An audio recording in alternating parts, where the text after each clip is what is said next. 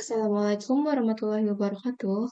Eh, saya Hana Aulia dari kelas CRPOA akan menjelaskan materi JavaScript mengenai operator aritmatika, operator logika, operator perbandingan, variabel lokal dan variabel publik, perulangan, percabangan, dan juga data objek. Untuk pertamanya saya akan menjelaskan dulu mengenai operator aritmatika. Nah, jadi operator aritmatika itu seperti pertambahan, pengurangan, perkalian, dan juga pembagian. Contohnya seperti ini. Di sini saya memiliki dua buah variabel. Yang pertama itu variabel A bernilai 2, dan juga variabel B bernilai 11. Nah, selanjutnya di sini saya memiliki variabel C. Variabel C ini isinya variabel A ditambah variabel B. Nah, variabel A tadi kan isinya 2 kan. Variabel B tadi isinya 11. Nah, jadi A ditambah B ini sama dengan 2 ditambah 11. Berarti hasilnya itu 3, Kak. 13 kan. Jadi variabel C ini sama dengan hasilnya 13. Nah, selanjutnya di sini saya memiliki variabel J. Nah, variabel J ini isinya sama dengan variabel C. Nah, berarti variabel J hasilnya juga sama dengan 13 kan. Nah, selanjutnya di sini saya memiliki variabel sonu. Nah, variabel sonu ini sama dengan isinya variabel J dikurang 10. Tadi kan variabel J ini isinya 13 kan. Jadi, J dikurang 10 itu 13 dikurang 10 berarti hasilnya itu 3. Nah, berarti variabel sonu ini isinya 3. Nah, selanjutnya saya memiliki augmented assignment. Augmented assignment tuh sebenarnya sama saja seperti kayak gini, tapi uh, polanya aja yang diubah seperti nama variabelnya, terus ditambah tanda operasinya apa, lalu sama dengan, lalu angkanya berapa. Contohnya itu kalau misalnya di operator aritmatika, contohnya itu seperti ini. Sonu sama dengan sonu ditambah 20. Nah, ini kalau misalnya di operator aritmatika, tapi kalau menjadi augmented assignment, dia jadi formatnya seperti ini. Nah, tadi kan si Sonu ini hasilnya 3 kan. Nah, selanjutnya 3 ini, Sonu ini kan berarti nilainya 3. Berarti 3 ditambah 20. Berarti harusnya hasil yang muncul itu harusnya 23 kan. Coba di sini, saya coba buka. Nah, benar hasilnya itu 23. Nah, selanjutnya saya akan menjelaskan mengenai operator unary. Nah, operator unary ini di sini contohnya seperti ini. Saya memiliki let F. Let F ini bernilai positif 8. Nah, berarti di sini berarti F ini isinya 8 kan. Nah, selanjutnya di sini saya kan memiliki sebuah F min kan. Jadi min ini kan ada 2 kali. Nah, jadi min yang kedua ini bernilai 1. Nah, F ini kan tadi nilainya 8 ya. Berarti 8 dikurang 1. Berarti hasilnya 7 kan. Nah, tadi kan tadi hasilnya udah 7 nih. Berarti F-nya ini 7, lalu sama kayak tadi min. Plus ini kan ada 2. Jadi plus yang kedua itu bernilai 1. Jadi 7 ditambah 1 berarti hasilnya 8. Nah, ini sudah benar seperti ini. Hasilnya 8. Lalu selanjutnya saya akan menjelaskan mengenai operator logika. Di sini contohnya operator logika ini ada 3. Yang pertama itu ada dan, yang kedua itu ada garis lurus, dan yang ketiga ada negasi. Contohnya di sini saya sudah memiliki 4 variabel, variabel username, variabel email, variabel password, dan juga variabel hasil. Dan juga sudah saya isi variabelnya. Nah, contohnya itu saya akan menjelaskan mengenai operator logika dan. Nah, dan ini kedua kondisinya, kondisi ini dan kondisi ini, keduanya harus true, baru hasilnya true. Jadi jika true, maka kondisi yang if ini akan dijalankan. Tapi jika hasilnya false, maka yang akan dijalankan itu kondisi yang else. Contohnya seperti ini. Di sini saya akan mengecek apakah email ini sama dengan email yang saya input di sini. Nah, email ini kan berisi ini kan, hana@gmail.com, lalu yang saya input di sini juga hana@gmail.com. Berarti kondisi yang ini sudah true. Lalu di sini juga saya memiliki variabel password ini saya ingin cek apakah sama dengan 2006. Nah, variabel password ini kan isinya 2006 kan. Lalu yang saya input di sini juga 2006. Berarti kondisi yang ini juga true dong. Berarti kedua kondisi ini sudah benar kan? Maka jika true dan true, maka kedua datanya hasilnya menjadi true. Nah, jika true, maka kondisi if yang akan dijalankan menjadi di browser bakal muncul yang login berhasil. Di sini saya coba tampilkan dulu di browser. Nah, login berhasil. Tapi jika salah satu datanya saya salahin, misalnya 2007. Nah, yang ini kan tetap benar kan? Kondisinya tetap true karena sama-sama hana@gmail.com. Sedangkan yang password ini beda kan? Karena yang di sini passwordnya 2006 dan saya input di sini 2007. Jadi false. Nah, di sini tuh tertulis kalau dan keduanya itu harus true. Jika salah satunya itu ada yang false seperti ini, maka hasilnya jadi false. Jadi yang if ini tidak akan berjalan. Jadi yang berjalan tuh yang else ini. Jadi login gagal. Nah, jika tadi kondisi dan selanjutnya ini kondisi dua garis lurus. Nah, kondisi dua garis lurus ini selama masih ada data yang true, maka hasilnya true walaupun ada yang salahnya. Contohnya seperti ini. Email ini sudah benar kan? hana@gmail.com berarti kondisi yang email ini sudah benar. Nah, sedangkan yang password ini saya salahin. Berarti kondisi yang password ini salah dong. Tadi kan kalau dan dua-duanya itu harus benar ya. Nah, kalau misalnya kita pakai dua garis lurus seperti ini, selama masih ada yang true, maka hasilnya menjadi true. Nah, ini kan salah kan passwordnya. Nah, tapi kan ini masih ada yang true kan.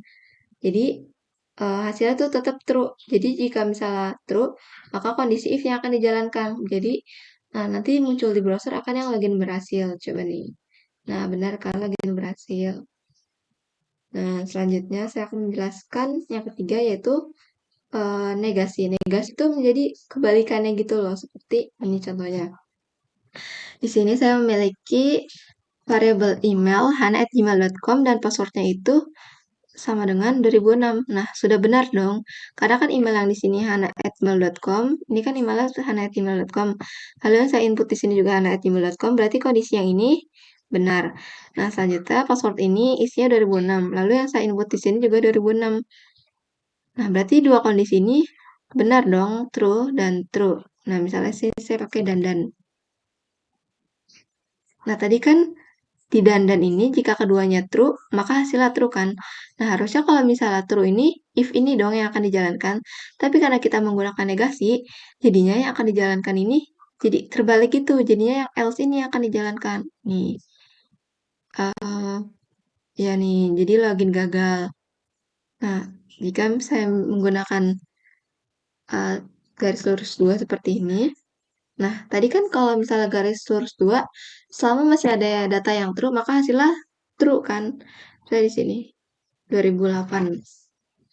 Nah, ini kan walaupun passwordnya salah, tapi kan yang email ini tetap benar kan. Tadi kan kalau misalnya kita menggunakan garis lurus 2, selama masih ada yang benar, maka hasilnya true kan. Berarti harusnya ini dong yang dikerjakan.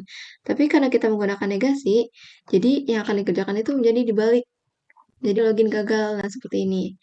Tapi jika misalnya saya salahin dua-duanya, kan dua-duanya sudah salah ya. Berarti kan tidak ada yang true kan. Ya, false dan juga ini juga false. Nah, jika false dengan false, maka hasilnya harusnya false dong. Nah, jika false kan harusnya dikerjakan itu yang else ini kan. Tapi karena kita menggunakan negasi, jadinya akan dikerjakan tuh yang if ini. Jadinya seperti kebalikan. Jadinya di sini login berhasil. Nah, jika operator logika sudah, di sini saya akan menjelaskan mengenai operator perbandingan. Nah, di sini itu operator perbandingan ada 3. Yang pertama itu ada lebih besar dan lebih kecil. Yang kedua itu ada sama dengan 2 kali dan sama dengan 3 kali. Dan selanjutnya itu ada negasi. Negasi sama dengan dan juga negasi sama dengan 2 kali. Yang pertama saya akan membahas dulu lebih kecil dan juga lebih besar. Nah, di sini saya memiliki dua buah variabel, variabel A dan variabel B. Variabel A bernilai 20 dan juga variabel B bernilai 40. Di sini saya akan mau ngecek 20 ini lebih besar atau sama dengan A ini kan 20. Jadi 20 ini lebih besar atau sama dengan 20. Berarti kan benar ya, karena kan 20 itu lebih besar atau sama dengan 20. Jadi Jika benar, maka if ini akan dikerjakan. Jadi, dia akan menampilkan hasilnya betul. Coba saya tampilkan. Nah, hasilnya itu betul. Tapi jika kita tidak menggunakan sama dengan, seperti ini, maka yang muncul itu akan yang ini, yang else. Hasilnya salah, karena 20 itu nggak lebih besar daripada 20. 20 itu kan sama dengan 20 kan. Nah, jadi hasilnya itu salah. Tapi kalau misalnya di sini saya 20 lebih kecil daripada B, nah maka ini yang muncul itu hasilnya betul karena 20 itu lebih kecil daripada 40. Nah, jadi itu tentang lebih besar dan juga lebih kecil. Selanjutnya itu ada sama dengan 2 kali dan juga sama dengan 3 kali. Contohnya seperti ini. Di sini saya memiliki dua buah variabel, variabel C dan juga variabel D. Variabel C ini bernilai 50, sedangkan variabel D ini bernilai string 50. Jadi yang ini tipe datanya number dan ini tipe datanya string. Tapi nilainya itu sama-sama 50. Jadi, jika di sini kan saya mau cek ya, variabel C ini sama nggak sama dengan variabel D? Nah, ini kan sebenarnya sama-sama nilainya 50 kan, tapi tipe datanya beda. Jadi kalau misalnya kita menggunakan sama dengan itu dua kali, maka yang dicek itu nilainya aja. Jika nilainya sama, maka hasilnya itu tetap true. Tapi jika walaupun ini kan sebenarnya tipe datanya beda kan, tapi karena kita menggunakan sama dengannya dua kali, maka ini akan tetap benar. Karena jika sama dengan dua kali ini yang dicek itu hanya nilainya aja, tipe datanya nggak dicek. Maka jika seperti ini, maka akan muncul sama. Nah, seperti ini. Tapi jika saya tambahkan sama dengannya, menjadi sama dengan tiga kali, maka hasilnya itu menjadi tidak sama. Karena tipe datanya itu menjadi dicek. Walaupun sama-sama nilainya 50, tapi kan ini tipe datanya berbeda kan. Yang C ini tipe datanya number, yang ini tipe datanya string. Jadinya berbeda karena jika sama dengan tiga kali, maka tipe datanya juga akan dicek. Nah, maka akan tampil yang false ini yang tidak sama. Lalu selanjutnya ada yang namanya itu negasi, perbandingan negasi. Nah, contohnya itu seperti ini. Ini itu saya memiliki variabel C bernilai 50 dan juga variabel D 50. Nah, variabel C ini kan dua-duanya sebenarnya sudah sama kan? Sudah sama dari tipe data yang sudah sama, nilainya juga sudah sama, maka harusnya C ini hasilnya harusnya sama dengan D dong. Nah, kan harusnya yang tampil ini kan, yang betul. Tapi karena kita menggunakan negasi, jadi kebalikannya gitu. Maka yang tampil akan menjadi yang tidak betul. Nah, seperti ini. Tapi kalau misalnya kita menggunakan ini seperti ini, nah ini kan sama aja, sama dengan tiga kali kayak gini ya. Tipe datanya dicek. Nah, 50 ini kan sama 50 yang ada di C ini beda kan, karena tipe datanya berbeda. Maka harusnya hasilnya yang ini kan, yang tidak betul, karena tipe datanya itu berbeda. Maka, karena dia menggunakan negasi, maka akan yang tampil tuh menjadi yang ini. Nah, menjadi seperti ini. Tapi kalau misalnya kita menggunakan yang ini juga, ini kan harusnya hasilnya yang betul kan. Tapi karena kita menggunakan negasi, jadinya yang tidak betul seperti ini. Jadi negasi itu sama seperti kebalikannya gitu. Jika ini jika if-nya benar, maka jika kita menggunakan negasi maka akan diubah menjadi salah. Selanjutnya itu ada variabel lokal dan juga variabel public. Nah, contohnya seperti ini. Saya memiliki function variabel lokal. Nah, variabel lokal itu contohnya seperti ini. Di sini saya memiliki sebuah variabel, nama variabel itu variabel kalimat, yang isinya ini adalah variabel lokal. Nah, kalau variabel lokal ini seperti ini, dia hanya bisa dipakai variabel ini kan saya pakai kan. Nah, hanya bisa dipakai jika di dalam kurung kurawal ini, jika di dalam functionnya. Nih, coba saya tampilkan dulu. Nah, ini kan muncul kan, ini adalah variabel lokal seperti ini. Nah, tapi jika ininya saya pindahkan keluar, nah seperti ini. Nah, ini jadinya nggak bisa karena variabelnya itu lokal. Jadi, kita nggak bisa menggunakan variabel ini di luar function. Ini saya balikin lagi. Nah, selanjutnya ada variabel public. Nah, jika variabel lokal ini kan kita menggunakan var kayak gini kan, bisa juga menggunakan let atau const. Nah, jika variabel public ini, kita langsung aja nulis nama variabelnya, nggak usah pakai kayak var, let, atau const. Nah, jika kita menggunakan variabel public seperti ini, nah kita bisa memanggil teks ini di luar dari functionnya. Nah, ini kan isi teksnya ini adalah variable public kan, lalu saya panggil di sini, saya insert HTML text, nah dia bakal muncul kan, ini adalah variable public-nya ini. Walaupun dia ada di luar kurung kurawal. Nah, selanjutnya itu ada contoh keduanya. Di sini saya memiliki uh, nama public seperti ini. Lalu di sini saya akan menampilkan dokumen pasien nama public. Nah, ini sama saja seperti ini. Seperti variabel biasanya. Ini variabel global atau public. Nah, ini bakal muncul di sini. Jadi saya coba matiin dulu. Nah, selanjutnya di sini tuh saya memiliki sebuah function namanya itu function cetak nama. Nah, di dalam function cetak nama, saya memiliki sebuah variabel yang namanya itu as nama lokal yang berisi ini var lokal. Lalu di dalam function cetak nama ini, saya memiliki function lagi di dalamnya, yaitu function cetak nama lokal. Nah, di dalam function cetak nama lokal ini, saya akan memanggil variabel lokal ini, variabel nama lokal.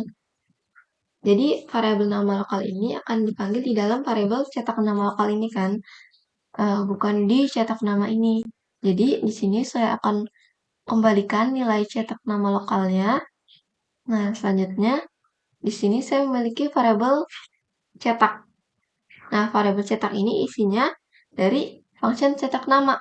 Jadi, jadi variabel cetak ini berisi function cetak nama ini kan. Jadi, walaupun ini variabel, karena isinya itu function, jadi di sininya kita harus memanggilnya itu menggunakan kurung kurawal, walaupun ini nama variabel. Harusnya kan kalau kita menggunakan nama variabel harusnya seperti ini aja kan, nggak usah pakai kurung kurawal. Tidak usah pakai kurung tutup buka seperti ini. Tapi karena variabel cetak ini berisi function, jadinya kita harus menggunakan tutup kurung dan buka kurung. Nah, jadi ini akan muncul seperti ini. Selanjutnya, saya akan menjelaskan mengenai perulangan. Di sini saya memiliki 3 perulangan, yaitu perulangan for, perulangan while, dan juga perulangan do while. Yang pertama, saya akan menjelaskan mengenai pengulangan looping for dulu. Sebelumnya, di sini saya akan menunjukkan dulu kodenya. Di sini saya memiliki sebuah inputan seperti ini. Inputan ini berasal dari sini dan mempunyai ID loop. Jadi pertamanya ini, di looping for saya memiliki variabel angka. Variabel angka ini isinya dari inputan ini. Jadi inputan ini kita ambil value-nya, lalu kita masukkan ke dalam variabel angka. Di sini saya memiliki for. Karena di sini saya ingin menggunakan looping for, jadi di sini saya menggunakan kode for, lalu var i sama dengan 0. Di sini saya melakukan inisialisasi, jadi variabel i ini sama dengan 0. Lalu selanjutnya di sini itu ada pengkondisian. Kondisinya itu i ini harus lebih kecil sama dengan dari angka ini dari inputan yang ini. Jadi pokoknya kondisinya itu i ini harus lebih kecil atau sama dengan dari yang user input di sini. Lalu di sini ada iterasi. Iterasi ini jadi setelah selesai looping, iterasinya itu akan bertambah 1. Contohnya seperti ini. Saya buka dulu inspect.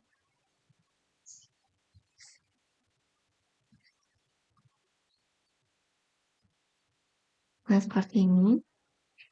Nah, di sini i ini kan nilainya 0 kan. Nah, i ini harus lebih kecil daripada angkanya. Berarti angkanya ini yang kita masukkan itu harus lebih besar daripada i. Misalnya kita masukkan 3. Nah, maka ini akan berulang sebanyak 4 kali. Karena kan ini kita masukinnya dari 0 kan. Jika kita masukinnya dari 1, kita masukin ke 2, kita lebih for. Nah, maka ini akan berulang sebanyak 2 kali. Tapi jika misalnya kita masukin I-nya 6 nih. Nah, syaratnya ini kan I harus lebih kecil daripada variabel angka kan. Nah, di sini coba saya mau masukin 3 deh. 3 ini kan lebih kecil daripada I kan. Nah, sedangkan syaratnya itu I yang harusnya lebih kecil. Nah, jika saya looking for, nah, ini sudah saya klik ya. Tapi dia nggak bakal muncul karena syaratnya itu I-nya itu harus lebih kecil. Jadi dia nggak bakal muncul. Tapi kalau saya masukin 7, lalu saya klik, nah dia baru akan muncul. Nah, selanjutnya itu ada yang namanya ulangan looping while. Nah, looping while sama looping while ini ada berbedanya. Looping while ini uh, uh, perbedaannya juga di sini kan kalau misalnya for ini dia jadi satu baris kan, inisialisasi, kondisinya, lalu iterasi. Nah, kalau looping while ini dia kayak dipisah-pisah kayak gini. Nah, ini juga ada bedanya nih looping while sama looping while. Kalau looping while ini dia kondisinya dulu, baru jika kondisinya terus dia bakal ngejalanin ini. Pokoknya si ini bakal terus dijalanin sampai kondisinya itu false. Jadi kalau kondisinya udah false, jadi ini duitnya bakal berhenti. Tapi jika looping while, dia bakal dikerjain dulu, baru kondisinya itu dicek. Jadi while itu kayak buat eh, kondisi perulangan gitu. Jadi jika kondisinya ini tetap true, maka si do ini bakal tetap dilanjut sampai si kondisi while ini salah. Contohnya di sini, variabel angka 2 ini aku ambil dari sini, dari inputan loop. Di sini aku punya variabel I, nilainya 1. Nah, kondisinya itu, I-nya itu harus lebih kecil daripada angka 2. Jadi, angka yang aku masukin di sini itu harus lebih besar daripada si I-nya. Salah aku masukin 3. Ini aku masukin looping while. Nah, ini akan berulang sebanyak 3 kali. Terus, di sini kan I-nya 1 ya. Syaratnya itu kan I-nya harus lebih kecil daripada angka 2-nya. Nah, kalau misalnya ini cosine 0, berarti kan si I ini lebih besar dong daripada angka 2-nya, soalnya kan angka 2-nya itu 0. Nah, aku ketik looping while, ini dia nggak muncul apa-apa nih. Soalnya aku masukin 0. Ini udah aku klik, tapi dia nggak muncul apa-apa. Tapi kalau misalnya looping while, dia muncul. Tuh ya kan? Karena kalau looping while ini, dia dikerjain dulu, baru dicek. Jadi walaupun sebenarnya ini salah, ini kan sebenarnya I ini kan nggak lebih kecil daripada angka 3 kan, soalnya kan angka 3 0, jadi I-nya itu waktu tuh nggak lebih kecil daripada 0 kan, I itu lebih besar. Jadi harusnya ini nggak dikerjakan kan, tapi karena looping 2, jadi dia dikerjakan dulu, baru dicek kondisinya. Nah, jadi ini penjelasan mengenai looping for, looping while, dan juga looping while. Selanjutnya itu ada percabangan. Di sini ada percabangan.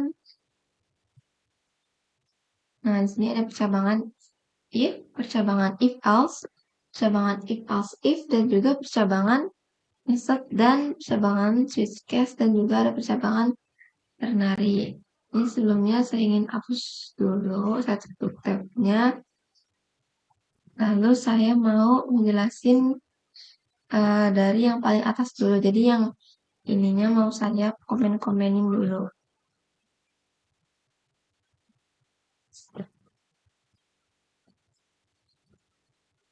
Nah, pertamanya saya ingin menjelaskan mengenai percabangan if dulu. Ini seperti ini.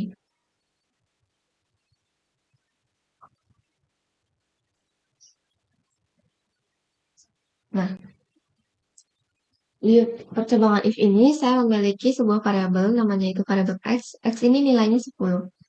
Nah, if ini eh, masih memiliki kondisi di dalamnya ini. Jadi, jika X lebih besar daripada 5, maka dia bakal menjalanin kode ini. Nah, kita cek nih, X ini lebih besar nggak daripada 5? X ini kan nilai 10. Nah, ini kita cek 10 ini lebih besar nggak daripada 5? Benar kan hasilnya lebih besar, maka ini akan muncul X lebih besar daripada 5. Tapi kalau misalnya di sini saya ganti misalnya jadi 2. 2 ini kan kalau lebih besar daripada 5 kan. Jadi dia nggak muncul apa-apa. Tuh.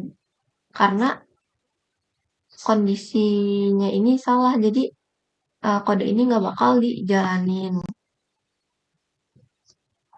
Nah, selanjutnya itu, ini kan variabel if-nya, percabangan if udah kan. Nah, selanjutnya itu ada percabangan yang namanya if else. Nah, kalau tadi kan percabangan if ini, kalau misalnya bener, dia bakal ngelakuinnya ini kan. Tapi kalau misalnya kondisi ini salah, ya ya udah gitu. Kayak nggak muncul apa-apa di sininya. Gitu. Tadi kan nggak muncul apa-apa kan di sininya. Nah, sekarang jika kita menggunakan if else, eh, walaupun salah, kita bakal munculin. Contohnya di sini saya memiliki variabel Y nilainya 30, variabel Z nilainya 30. Nih, di sini saya memiliki kondisi Y ini lebih kecil atau sama dengan Z. Ini kan benar ya, ini kan sama-sama 30, ini kan ada sama dengannya, berarti yang ini benar kan? Berarti Y lebih kecil atau sama dengan daripada Z. Nah, dia bakal muncul yang ini karena ini sama-sama 30. Tapi kalau misalnya ininya aku ganti jadi 35. Nah, ini kan kondisinya Y ini lebih kecil kan daripada 35. Berarti ini harusnya benar dong. Soalnya kan 30 ini emang lebih kecil kan daripada 35. Nah, tapi kalau misalnya di sini aku ganti jadi 45, itu kan salah ya. Karena kan 45 itu nggak lebih kecil daripada 35. Uh, jadi yang ininya hasilnya kan false kan, if ini false. Jadi dia bakal ngejalanin kode else ini yang Y lebih besar daripada Z. Nah, seperti ini. Tadi kan kalau misalnya kondisi yang di if ini kan kalau misalnya kondisinya false, dia kayak nggak bakal muncul apa-apa kan. Tapi kalau misalnya if else ini, kalau misalnya false, dia bakal munculin yang else ini. Nah, selanjutnya itu ada percabangan if else if. Nah, kalau percabangan if else, tadi kan kondisinya cuma ada satu doang, kan cuma ada di if ini.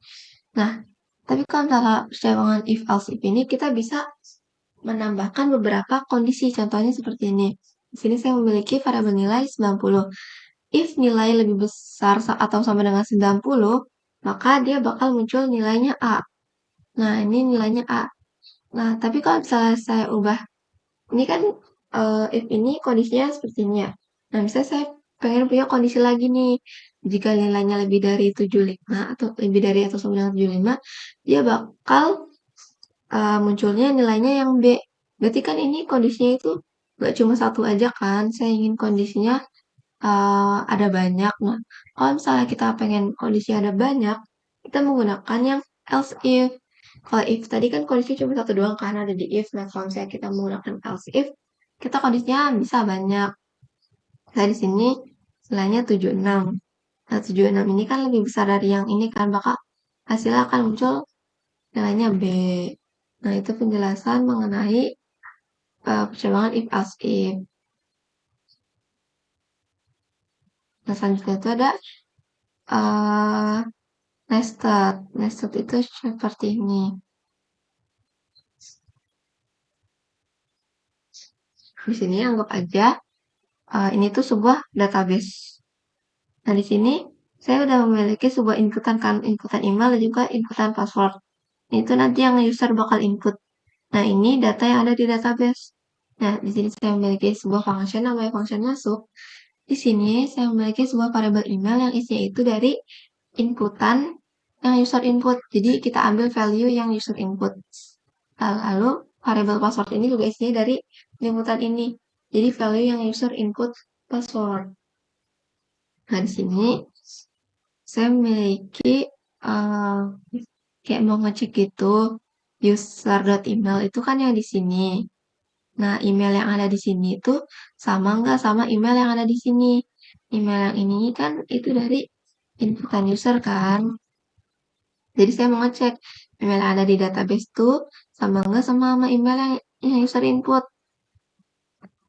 Nah, di sini kalau misalnya emailnya itu udah sama, dia bakal ngejalanin yang ini. Dia bakal ngecek passwordnya. Passwordnya ada di sini. Passwordnya ada di sini tuh ngecek sama nggak sama passwordnya yang user input. Nah, kalau misalnya emailnya udah benar, passwordnya udah benar, dia bakal ke munculin chat GPT. Ini di sini saya bakal munculin buka tab baru, buka halaman chat GPT. Tapi kalau misalnya dari awal emailnya aja udah salah, nah dia nggak bakal lanjut yang ini. Tapi dia bakal lanjut yang else ini. Contohnya seperti ini. Sini kan emailnya j@gmail.com kan. Nah, di sini emailnya misalnya udah benar nih. Tapi passwordnya itu saya salah. Maka akan tampil yang password salah. Saya salah ini. Maksudnya.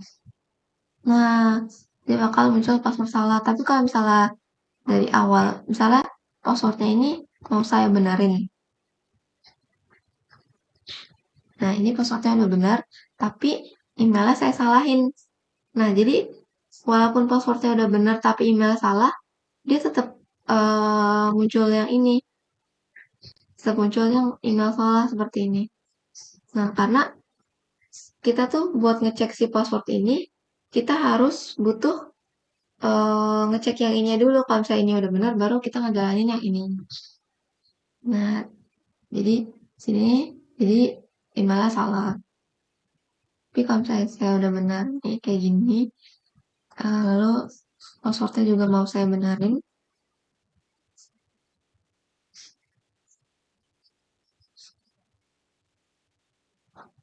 Sebentar.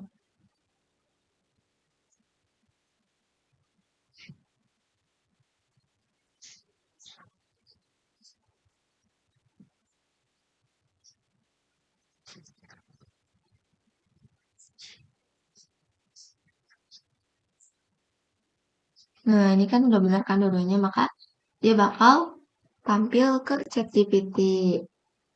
Nah, ini saya buka lagi. Nah, ini kan tadi yang next ini udah ya. Nah, selanjutnya itu ada percabangan switch case.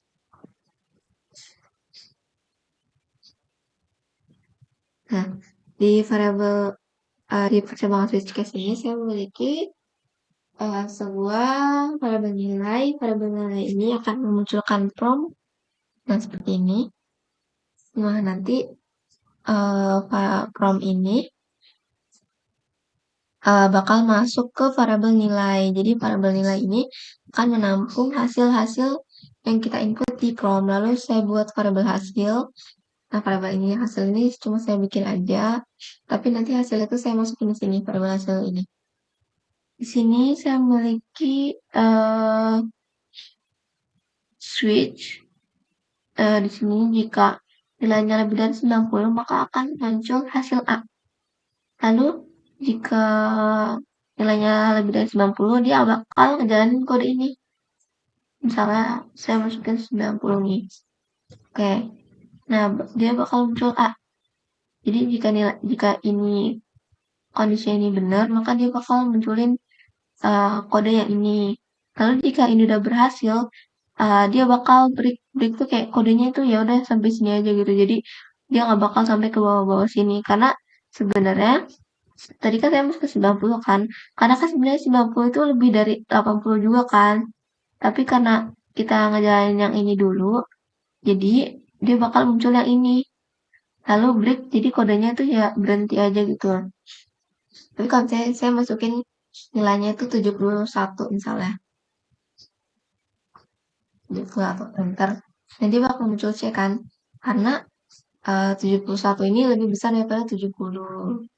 Nah, jika nilainya itu nggak lebih dari 60, nggak lebih dari 70, nggak lebih dari 80, nggak lebih dari 90 juga, misalnya saya masukin nilainya itu 40 misalnya. Nah, dia bakal secara default tuh, jika ini nggak sesuai, nah, maka secara default tuh dia bakal muncul hasilnya nilainya E. Nah, itu buat penjelasan mengenai switch case, percobaan switch case. Nah, selanjutnya itu ada yang terakhir percabangan ternari. Nah, percabangan ternari itu versi singkat dari if else.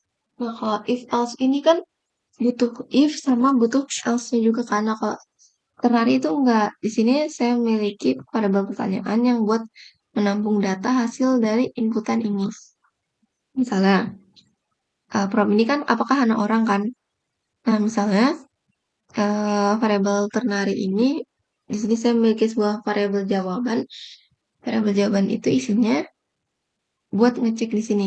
Pertanyaan ini kan dari sini kan? Nih, dari sini hasil yang user input. Nah, pertanyaan ini kita ubah dulu ke menjadi huruf besar. Jadi, walaupun saya di sini nulisnya iya, nah tapi nanti bakal menjadi uppercase, menjadi seperti ini. Karena sudah menjadi uppercase. Nah, di sini itu pertanyaannya, jika pertanyaannya itu sama dengan iya, maka dia bakal muncul benar anak orang. Tapi kalau misalnya si pertanyaan ini dia hasilnya bukan iya, misalnya si user ini masukinnya tidak gitu, berarti kan false kan. Nah, ini tuh nggak bakal jalan. Jadi yang bakal jalan tuh yang ini. Contohnya apa kan orang saya jawabnya tidak. Nah, dia bakal misalnya ini salahan orang kok. Tapi kalau misalnya saya masukin iya, nah dia bakal muncul yang ini kondisi true.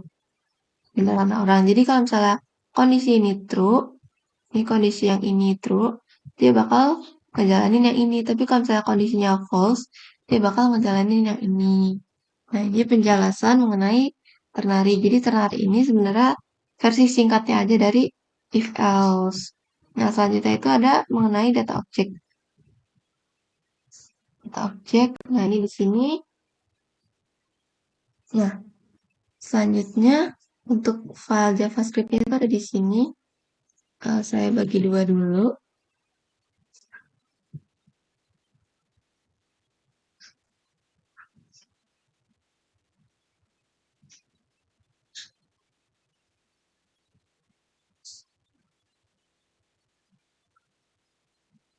Nah, seperti ini. Nah, data objek itu jadi kayak kumpulan data-data gitu nih. Nah, di sini.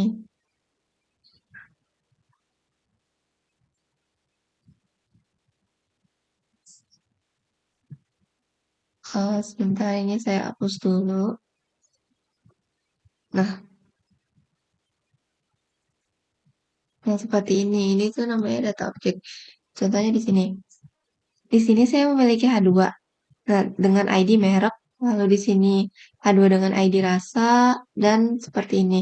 Nah, di sini itu saya memiliki susu. Nah, susu ini memiliki properti yaitu merek.